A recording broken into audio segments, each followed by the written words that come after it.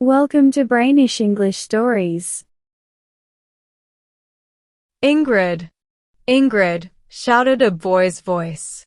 Where are you? Ingrid. The boy jumped over a gooseberry bush and ran around the corner of the house from the garden to the lawn in front of the windows. Hello. Cuckoo. Ingrid. I'm here. You don't have to shout, said a tired voice from under a big fuchsia plant. You're so loud, chumps. What do you want now? It's too hot to walk before tea. I just want 10 minutes of quiet. Hereward, who was called Chumps, stood up straight, put his feet together, and made a funny bow like someone in a movie. Take all the quiet you want, madam, he said in a silly voice. I don't want to bother you, my lady. I am so sorry for coming into your quiet space. Then, suddenly, he shouted, Ow. Stop it. Hereward's funny speech was stopped by a little puppy that jumped on him and started to bite his ankles, happily barking. Stop it. Get off me, he said, trying to move away from the puppy's sharp teeth. He grabbed the rope around the puppy's neck. You'll choke yourself if you don't behave. Give him to me, laughed Ingrid. She held out her arms to the little fat puppy and played with him on her lap. Oh, he made you dance. You looked so funny. Come here, sweetie. Don't bite my fingers. Time to sleep now. Lay down on my dress. If you're done talking nonsense to that little dog, said Hereward in an annoyed voice, can you tell me if you're coming or not? I'm not going anywhere. It's too hot, Ingrid said, adjusting her cushion under the fuchsia plant. Okay, suit yourself. But I thought you'd like to go to Chatcombe, said Hereward. Ingrid quickly jumped up, dropping the puppy. Are you saying Egbert finished fixing the motorbike? You terrible boy. Why didn't you tell me earlier? You never gave me the chance, said Hereward. You just said you didn't want to go anywhere. Yes, the motorbike is ready and Egbert is waiting. If you want to go. But before he could finish, Ingrid had already run around the house. Shaking his head, her brother picked a few gooseberries and followed her to the stable yard. The Saxon family was spending their summer holiday at a farm near the sea. For the first time in 4 long years, the whole family was together again. Mr. Saxon, Egbert, and Athelstane had just come back from the army and were still getting used to normal life. They had joined the rest of the family at Linstones before going back to their hometown of Groveberry. The 6 weeks by the sea felt like a break between the hard time of the war, which was now over, and the new time that was starting. For Ingrid, these were perfect days. Having her father and brothers back and being with her family in such beautiful places was enough to make her very happy. She didn't want to think about anything outside the holiday. When she did think about the future, school seemed very big in her mind. On this hot August afternoon, Ingrid was happy to go on a ride in the sidecar. She didn't want to walk down the hot, white path to the bright beach, but riding fast on the road, feeling the wind in her hair, was something she liked. Egbert was ready to go, so Hereward sat on the back of the motorbike, and after a little trouble with the engine, they started their trip. It was a beautiful ride through the countryside, with views of the sea on one side and rocky hills on the other, with purple heather all around. Sometimes they saw little streams of brown water running through the land. Egbert was going a little faster than the speed limit, but the road was empty, so it seemed safe enough. There were no hedges to block the view of other cars, and no sharp turns where they might suddenly meet a hay cart. After an hour, they had traveled a long way and were speeding down the big hill that led to the seaside town of Chatcombe. When they arrived in the town, they left the motorbike at a garage and walked to the promenade, joining the other holiday people who were walking in the heat or sitting on benches watching children play in the sand. To Ingrid's surprise, someone suddenly called her name. When she turned around, she saw a school friend. Ingrid, what a surprise! Avis, who would have thought of seeing you here? Are you staying in Chatcombe? No, we just came for the afternoon. We have rooms at Beachview over there. Come and have some tea with us and bring your brothers too. Yes, you must. My mother will be so happy to see you all. I won't let you say no. Taken by her friendly classmate, Ingrid soon found herself sitting in the front garden of a tall house facing the sea. While Egbert and Hereward talked about motorbikes with Avis's father, the two girls had a private chat. Only a few more days, sighed Avis, and then we have to leave all this and go home. How long are you staying at Linstone's, Ingrid? 2 more weeks, but don't talk about going home. I want the holidays to last forever. So do I, but they won't. School starts on the 21st of September. It will be fun to go to the new school buildings, don't you think? Now that the war is over, I guess you're going back to Rotherwood, aren't you? I guess so, when it's ready. But the Red Cross left a long time ago, and the whole place has been fixed up, right? I saw the workers there in June, said Avis. Oh, yes. Ingrid's voice sounded a little tight. You'll be so happy to live there again, Avis went on. I always loved that beautiful house of yours. You must have hated lending it for a hospital. I guess when you move back, you'll have lots of fun parties, right? That's what the girls at school were saying. It's a little early to make plans, Ingrid answered. Oh, of course. But Jess and Francie said you had a great floor for dancing. I think a fancy dress dance is the most fun ever. Next time I go to one, I'm going to dress as a Quaker girl in a gray dress with the cutest little white cap. Don't you think it will look nice on me? With your dark hair, you should wear something that looks Eastern. I can picture you as the hostess in a shiny white and gold dress. Please promise to wear white and gold. All right, Ingrid laughed. It's so nice that the war is over and we can have parties again, like before. Beatrice Jackson told me she could never forget that carnival dance at Rotherwood 5 years ago, with all the lanterns and lights. Some of the other girls still talk about it. Oh, the bell just rang. Let's go inside and have tea. Ingrid was very quiet on the way back in the sidecar that evening, though Hereward, sitting on the back of the motorbike, was full of energy and joked with her the whole time. Ingrid was thinking a lot. Some problems, which she had pushed away before, now came back to her, and she knew she had to deal with them. But even though it was important, it wasn't something she really enjoyed thinking about. To understand Ingrid's worries, we need to know a little about her family's history up to this point. Mr. Saxon was an architect who had built a good business in the town of Growberry. He designed and built a beautiful house for his family, and they often invited their friends over for fun.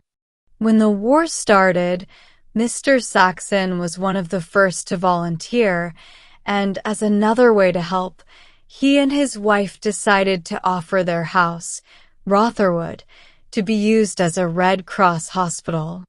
At that time, the three boys were still in school. Egbert and Athelstane were at Winchester, and Hereward was in a younger school.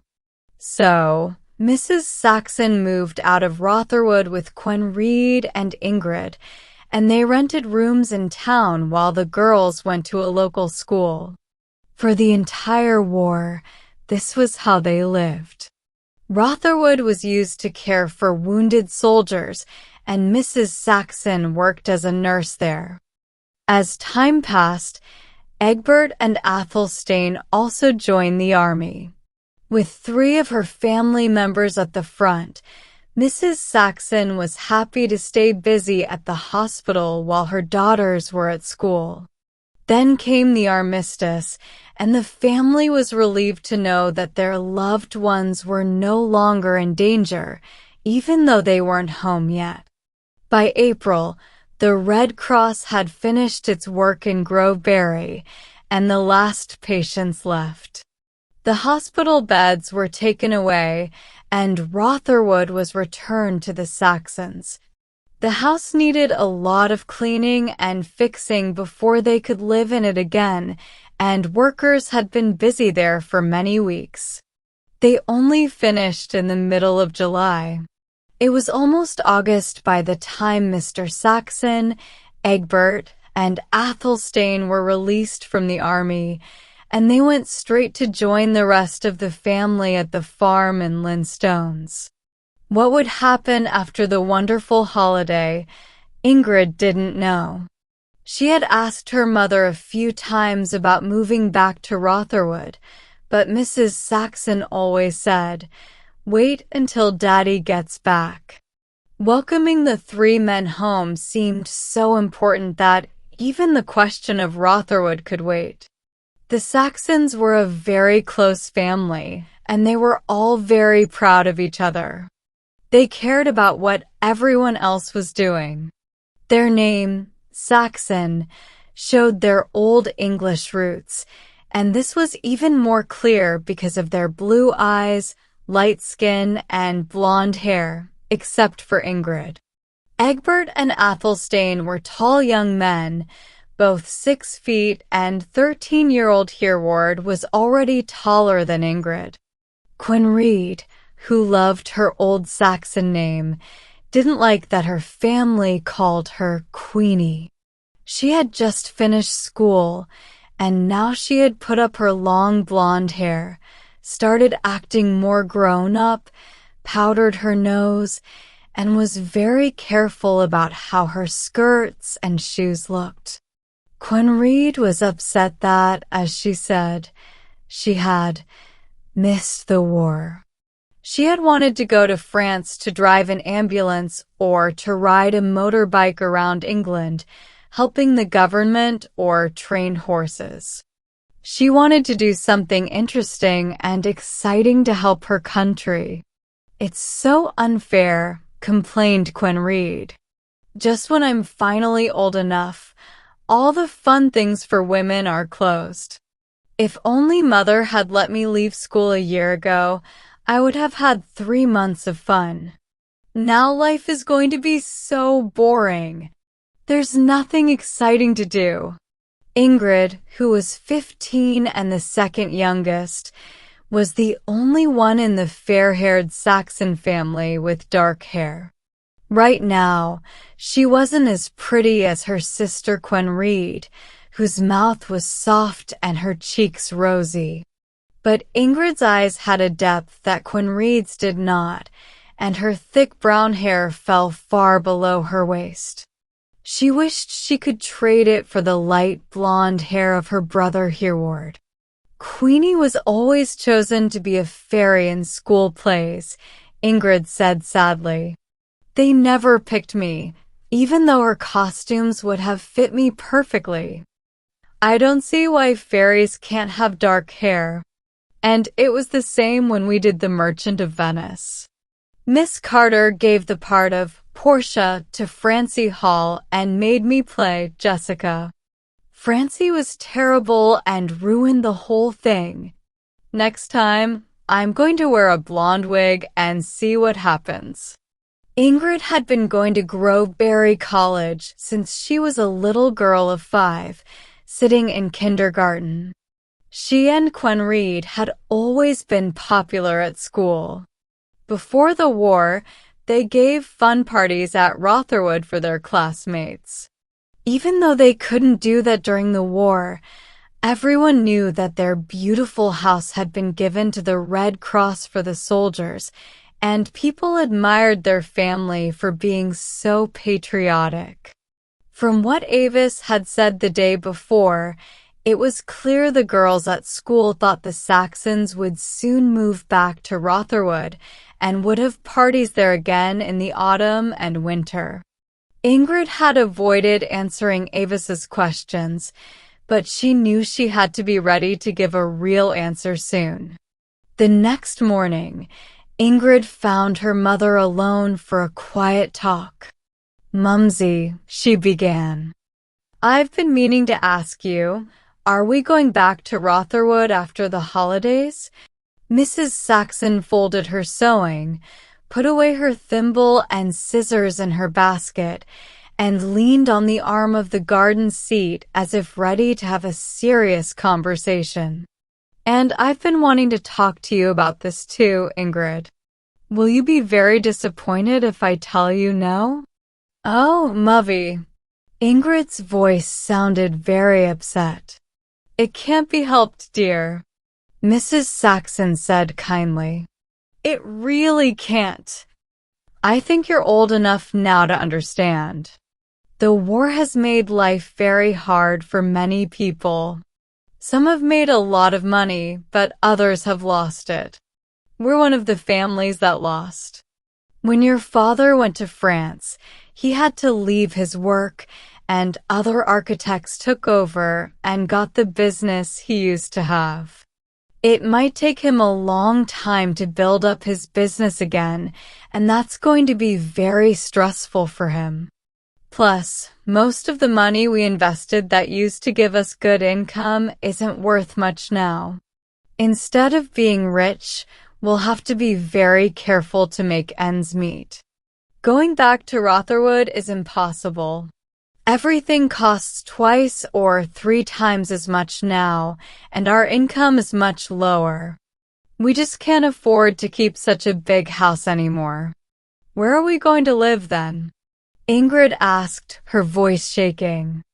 "In the bungalow that Daddy built on the moors. Luckily, the people renting it are leaving, and we didn't rent it to anyone else. It will be perfect for us now. Athelstane is going to start medical school in Berkshire, and he can ride there every day on the motorbike. We hope to send him to study in London, but that's just one of the many plans that didn't work out. Will Hereward and I go to school in Groveberry every day? Hereward can manage, but I'm going to arrange for you to be a weekly boarder at the new hostel. You can come home from Friday to Monday. Now, don't cry about it, darling," she said as a big tear fell on Ingrid's dress. "After all, we have a lot to be thankful for. If we had lost Father, or Egbert, or Athelstane in the war, we would have real reasons to grieve. But we still have each other, and that's the most important thing. We must stay strong as a family and support each other. Cheer up. It will be so horrible to go back to school this term and not live at Rotherwood." Ingrid sobbed. Her mother gently patted her head as it rested on her knee. "Poor dear. It's hard for all of us. We all have a challenge to face right now. Let's see who can be the bravest. We're fighting against hard times now, not the enemy, so we have to be strong. Will you stand with the family and keep going?" "I'll try," Ingrid said, wiping her tears with her handkerchief.